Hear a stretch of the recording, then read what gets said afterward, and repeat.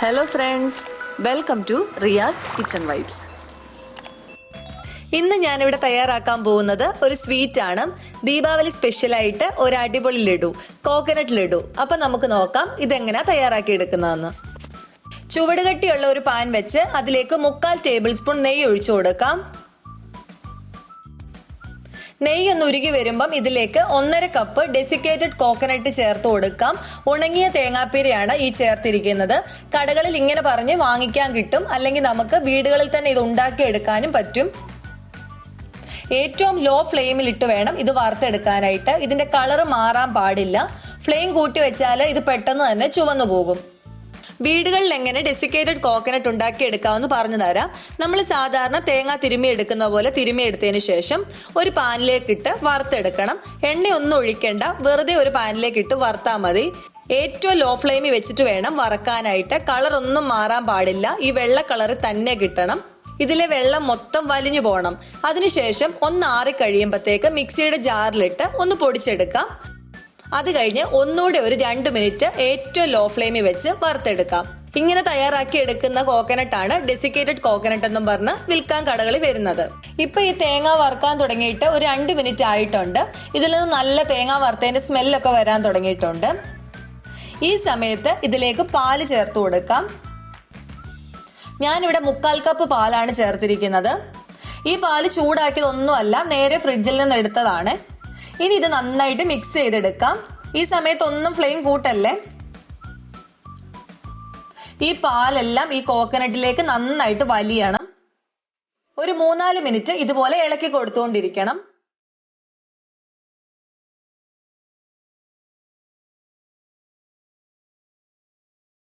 ഇപ്പൊ പാലൊക്കെ നന്നായിട്ട് അബ്സോർബ് ആയിട്ടുണ്ട്. ഇനി ഇതിലേക്ക് പഞ്ചസാര ചേർത്ത് കൊടുക്കാം. ഞാനിവിടെ 1/2 കപ്പ് പഞ്ചസാരയാണ് എടുത്തിരിക്കുന്നത്. നന്നായിട്ട് മിക്സ് ചെയ്തെടുക്കാം. 2 ഏലക്ക പൊടിച്ചതും കൂടെ ഞാൻ ചേർത്ത് കൊടുക്കുന്നുണ്ട്. 2 ഏലക്ക 1 ടീസ്പൂൺ പഞ്ചസാരയിൽ പൊടിച്ചാണ് ഇത് ചേർത്ത് കൊടുത്തിരിക്കുന്നത്.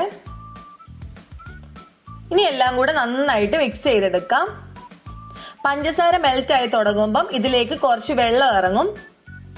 ഇപ്പൊ നിങ്ങൾക്ക് നോക്കിയാൽ കാണാം ഇതിൽ വെള്ളത്തിന്റെ അംശമൊക്കെ വന്നു തുടങ്ങിയിട്ടുണ്ട്.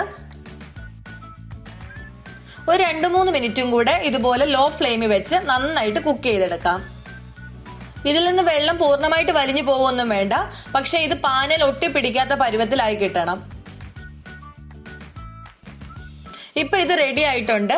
ഇനി ഒരു 10 മിനിറ്റത്തേക്ക് ഇതൊന്ന് തണുക്കാനായിട്ട് വെക്കാം. മൊത്തമായിട്ടും ചൂട് പോവരുത്.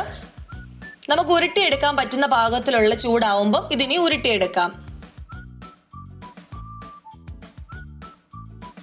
ഇപ്പൊ ഇത് അത്യാവശ്യം ഒന്ന് ആറിയിട്ടുണ്ട്. ഇനി ഇത് ഉരുട്ടിയെടുക്കാം. ഞാൻ കയ്യിൽ ലേശം നെയ്യ് പുരട്ടിയിട്ടാണ് ഇത് ഉരുട്ടിയെടുക്കുന്നത്.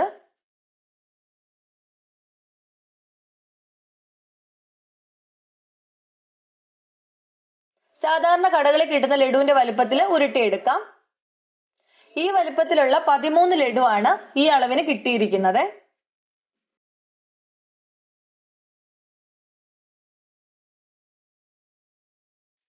ഇപ്പൊ എല്ലാം ഉരുട്ടി എടുത്തിട്ടുണ്ട്. ഇനി ഈ ഉരുട്ടി വെച്ചിരിക്കുന്ന ലഡു എല്ലാം ഡെസിക്കേറ്റഡ് കോക്കനട്ടിൽ ഒന്ന് കവർ ചെയ്തെടുക്കാം.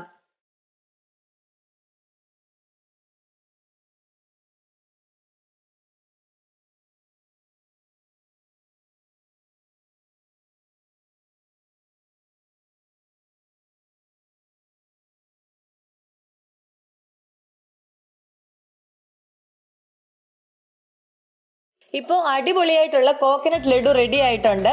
ഇത് വളരെ എളുപ്പമാണ് തയ്യാറാക്കാനായിട്ട്. വീട്ടിൽ ഡെസിക്കേറ്റഡ് കോക്കനട്ട് ഇരിപ്പുണ്ടെങ്കിൽ 10 മിനിറ്റ് കൊണ്ട് ലഡു റെഡിയാണ്. അപ്പോൾ ഈ ദീപാവലിക്ക് നിങ്ങൾ എല്ലാവരും ഇത് ട്രൈ ചെയ്ത് നോക്കുക. കുട്ടികൾക്കൊക്കെ വളരെ ഇഷ്ടപ്പെടും.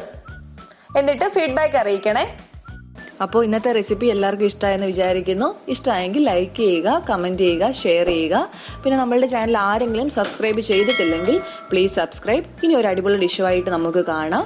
Thanks for watching.